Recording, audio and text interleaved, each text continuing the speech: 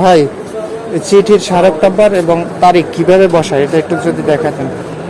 এই যে চিঠিতে স্মারক নাম্বার এবং তারিখ দেওয়া আছে, আসো তোমাকে চিঠিতে কিভাবে স্মারক নাম্বার আর তারিখ বসায় সেটি দেখাই দিই। প্রথমে তুমি চলে যাবা ইনসার্টে যাওয়ার পরে নিবা এখান থেকে তোমার প্রয়োজন মতো টেবিল। এই স্মারক নম্বর, তারিখ এবং তারিখের যে সংখ্যা বসানোর জন্য তোমার ঘর লাগবে 3টা।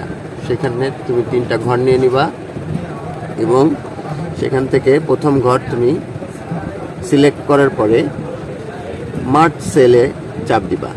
মার্জ সেল করলে এরকমভাবে একটা ঘর হয়ে যাবে এবং পরেরটাও তুমি সেম মার্জ সেল করে ঠিক করে নিবা এবং তোমার প্রয়োজন মতো এখানে সাইজ করে নিবা।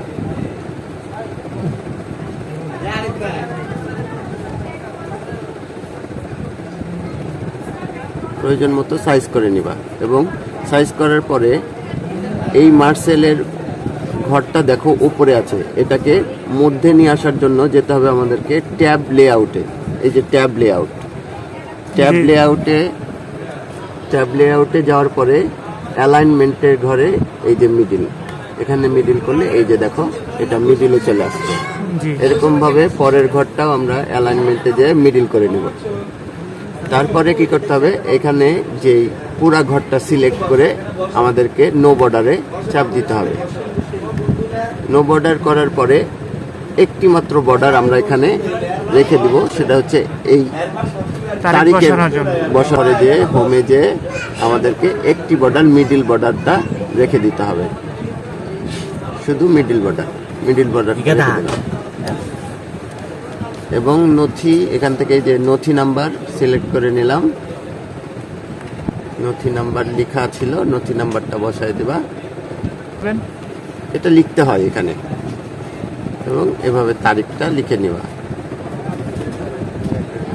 যে দুটা তারিখ এখানে লেখা থাকে এবং এইভাবে প্রত্যেকটা চিঠির হেডিংয়ে আমরা তারিখ আর হচ্ছে স্মারক নাম্বার বসাতে পারবো। এভাবে কপি পেস্ট ছাড়া আপনি লিখলে হবে না?